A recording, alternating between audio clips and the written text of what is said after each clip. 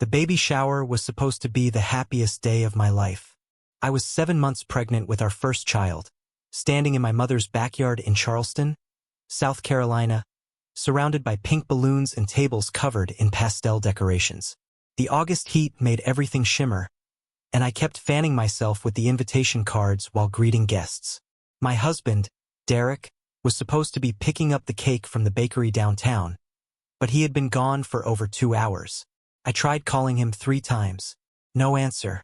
My best friend since college, Vanessa, squeezed my hand and said he probably got stuck in traffic on King Street. I wanted to believe her. Vanessa had been my rock through everything. My engagement, my wedding planning, and now my pregnancy.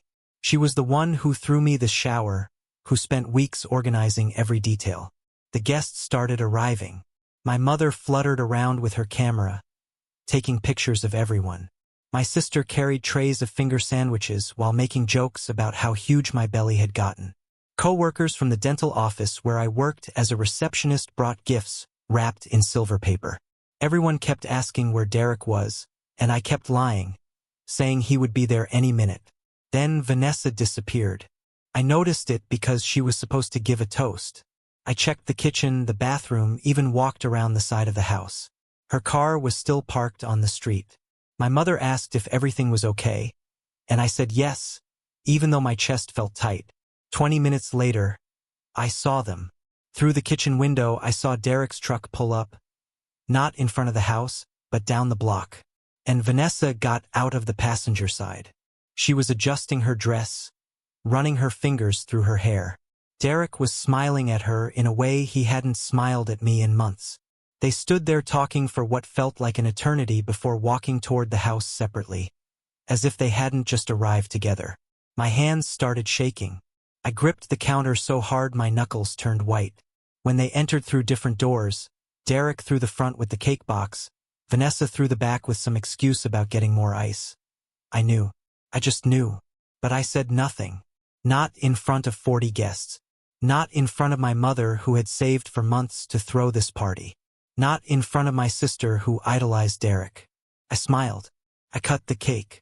I opened presents while everyone oohed and awed over tiny onesies and stuffed animals. And the whole time I watched them. The way Vanessa avoided looking at me. The way Derek kept checking his phone. The way they never stood in the same area of the yard, as if they had planned it. When Vanessa gave her toast, she talked about friendship and loyalty. She said I was the strongest woman she knew. She said my baby was lucky to have me as a mother. Her voice cracked, and people thought she was emotional with joy. But I saw something else in her eyes. Guilt, or maybe pity. I wasn't sure which one was worse. After the party ended and the last guest left, I sat on the porch steps while Derek loaded gifts into his truck. My mother hugged me and said it was a beautiful day. My sister said she would help me set up the nursery next weekend. And Vanessa hugged me last, whispering that she loved me and that everything would be okay. I wanted to scream. I wanted to grab her by the shoulders and demand the truth. But I was 7 months pregnant, exhausted, and terrified. So I hugged her back and said thank you for everything. That night, Derek fell asleep on the couch watching baseball. I sat in our bedroom, staring at my phone, scrolling through old photos of the 3 of us, Derek, Vanessa, and me at the beach last summer, at a concert 2 years ago, at our wedding where she had been my maid of honor. In every picture, she was smiling at him just a little too long. I placed my hand on my belly and felt my daughter kick. She didn't know yet that her world was about to fall apart, that her father was a liar, that her mother's best friend was a traitor, that everything I had built was crumbling. But I knew. And I had to decide what to do next. I started noticing everything. The way Derek came home late from his construction job, smelling like perfume that wasn't mine. The way Vanessa stopped responding to my texts as quickly as she used to. The way my phone would light up with her name, but when I answered, she suddenly had to go. 2 weeks after the baby shower, I found the receipt. It was crumpled in Derek's jeans pocket when I was doing laundry. A hotel in Myrtle Beach. The same weekend he told me he was visiting his brother in Colombia. The same weekend Vanessa posted photos on Instagram at the beach with the caption, "Much needed getaway," without showing who she was with. I sat on the laundry room floor holding that receipt, feeling my daughter move inside me, and I made a decision. I would wait. I would gather evidence. I would not be the crazy pregnant wife who accused without proof. I hired a private investigator named Marcus. He was a retired cop who my coworker recommended. I gave him $500 and both their names. Within a week, he had photos. Derek and Vanessa holding hands at a restaurant in Somerville. Kissing in his truck outside her apartment. Entering a motel off Highway 17 on a Tuesday afternoon when I thought he was working overtime. Marcus sat across from me at a coffee shop on Market Street and slid the envelope across the table. He looked at my pregnant belly and then at my face. He told me he was sorry. I didn't cry. Couldn't. I was 8 months pregnant, swollen, exhausted, and numb. That evening, I confronted Derek. I threw the photos on the kitchen table while he was eating the dinner I had made. Pot roast, his favorite. He looked at them and his face went pale. He didn't deny it. He just sat there, fork in midair, staring at evidence of his betrayal. Then he said the words that destroyed me. He said he loved her. Not that it was a mistake. Not that he was sorry. He said he had fallen in love with Vanessa months ago. That they couldn't help it. That it just happened. He said he was going to tell me after the baby was born because he didn't want to stress me during the pregnancy. I started laughing. Not because it was funny, but because the audacity was so absurd it broke something in my brain. I laughed until I was crying, standing in our kitchen, 8 months pregnant with his child, while he confessed to being in love with my best friend. He moved out that night, packed a bag and left. No fight, no begging for forgiveness. He just left. And 3 hours later, Vanessa called me. She was crying, saying she never meant to hurt me, that they tried to fight it but couldn't. She said she hoped one day I could forgive her. I hung up, and I blocked both their numbers. 3 weeks later, my daughter was born. Emma Grace, 6 pounds, 4 ounces. She came into the world screaming, and I held her in that hospital room completely alone. My mother was there, my sister too, but Derek wasn't. He sent a text saying congratulations and that he would come by to sign the birth certificate later. Vanessa sent flowers. Pink roses with a card that said, "Thinking of you." I threw them in the trash before my mother could see them. The first month was hell. I was healing from a C-section, learning to breastfeed, sleeping 2 hours a night if I was lucky. Derek came by twice to see Emma. Both times, he stayed less than 20 minutes. Both times, he smelled like Vanessa's perfume. The second time, I saw a hickey on his neck that he tried to hide with his collar. I asked him if he was living with her. He said yes. I asked if he was happy. He said he didn't know. Then he left, and Emma started crying, and I realized I was truly on my own. But something shifted in me that day. I was sitting in Emma's nursery at 3 in the morning, rocking her back to sleep, when I looked at her tiny face and made a promise. I promised her that I would never let anyone make me feel small again.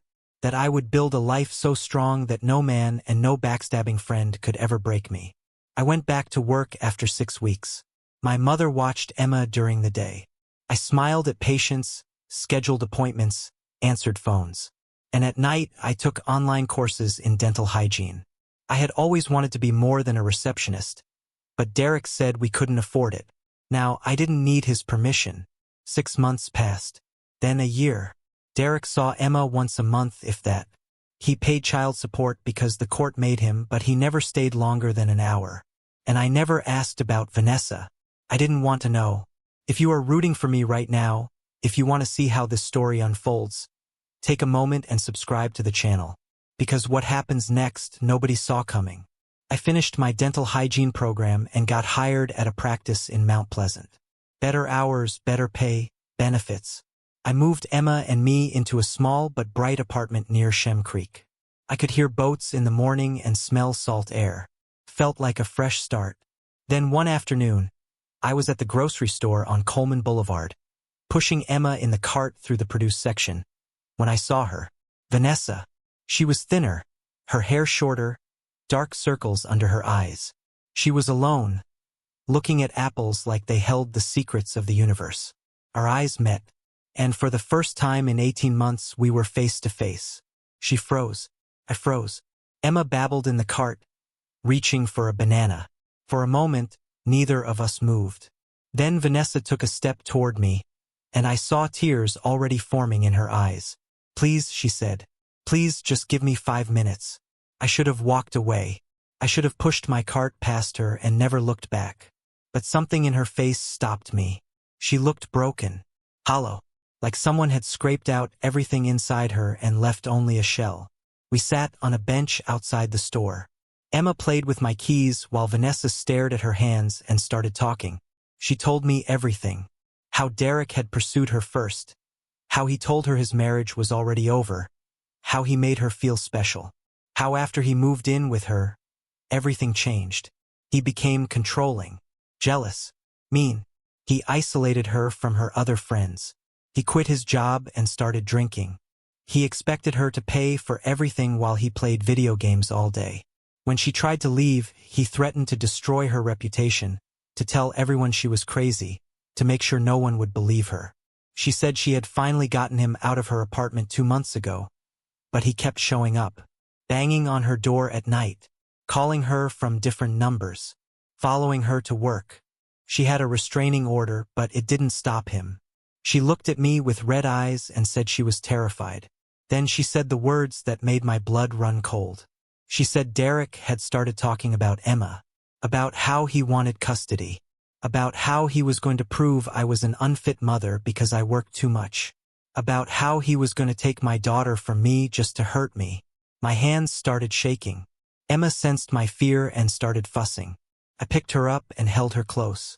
Vanessa wiped her eyes and said she came to warn me, that she knew I had every right to hate her, that she deserved it, but she couldn't let him hurt Emma. She said she was sorry. Not the empty sorry from 18 months ago, but a sorry that came from somewhere deep and real. A sorry that acknowledged the destruction she had caused. I looked at this woman who had been my best friend, who had betrayed me in the worst possible way, who was now sitting broken and afraid, warning me about the man we had both loved. I asked her one question. "Do you still love him?" She looked at me like I had slapped her. She said no. She said she didn't think she ever really loved him. She said she had been lonely and stupid and selfish, and she had destroyed the best friendship she ever had for a man who turned out to be a monster. I stood up. Vanessa looked up at me, waiting for judgment.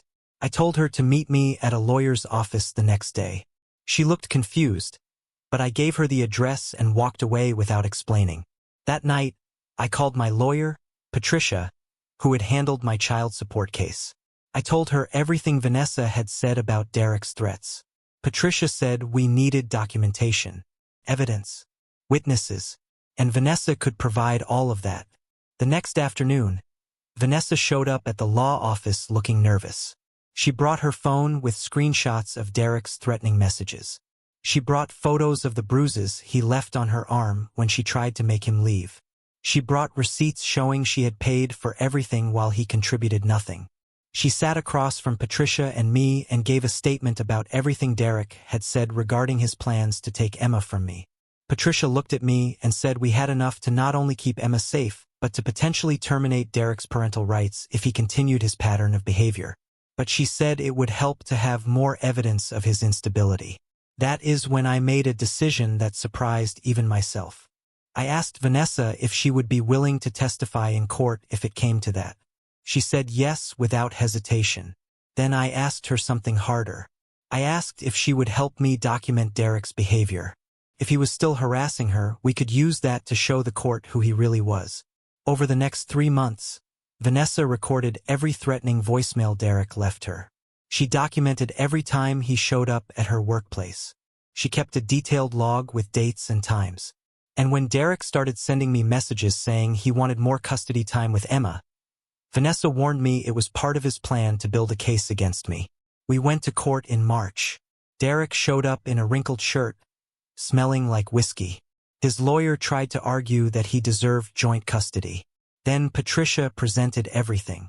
The threatening messages, the restraining order, Vanessa's testimony about his abuse and instability, photos of him drunk at 2 in the afternoon outside Vanessa's apartment. The judge looked at Derek with disgust.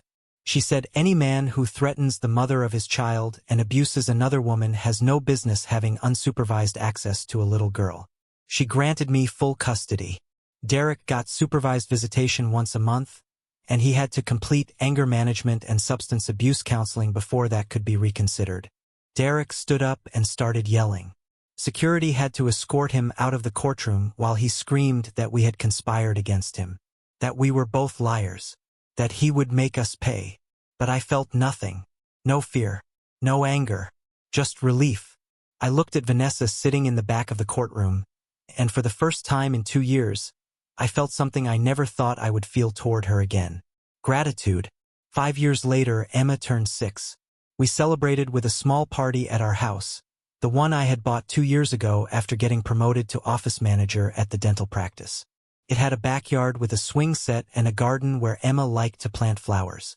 Vanessa was there, not as my best friend like before, but as something different, something earned through years of proving herself. She had gone back to school and become a teacher. She volunteered at a women's shelter, helping other women escape abusive relationships. She had rebuilt her life from the ground up, and she never asked me for forgiveness. She just showed up, consistently, whenever I needed help with Emma. She brought art supplies to the party and helped Emma make paintings. She stayed after to help clean up. She never overstepped. She understood that trust was something fragile that we were building slowly, brick by brick. Derek never completed his anger management. He disappeared after the court ruling, moved to Florida, and we hadn't heard from him in 3 years. He sent a birthday card once with $20 inside. Emma didn't remember him. When she asked about her father, I told her the truth in ways a child could understand. That sometimes people are not ready to be good parents. That it was not her fault. That she was loved more than enough. My mother asked me once if I regretted giving Vanessa a second chance. I thought about it for a long time before answering. I told her that forgiveness was not about Vanessa. It was about me choosing not to carry hate in my heart. It was about Emma seeing that people can make terrible mistakes and still find ways to make amends. That redemption is possible, but it requires real work and real change. Vanessa heard me say this. She was washing dishes in my kitchen, and her hands stopped moving. She turned around with tears in her eyes and said thank you. Not for forgiving her, but for letting her be part of Emma's life. For giving her a chance to be better. I looked at Emma blowing out candles on her cake, surrounded by friends from school, by my family, by a life I had built from ashes. And I realized that the woman who was destroyed at that baby shower 6 years ago was gone. In her place was someone stronger, someone who knew her worth, someone who understood that the best revenge was not bitterness, but building a beautiful life. If you made it to the end of the story, thank you for being here. Thank you for listening. If the story touched you in any way, I would love it if you could hit that like button and leave a comment telling me what you think. Subscribe to the channel if you want to hear more stories like this one. And let me know in the comments what kind of story you would like to hear next. Because we all have stories. Stories of betrayal and survival. Of falling down and getting back up. And sometimes, sharing those stories is how we heal.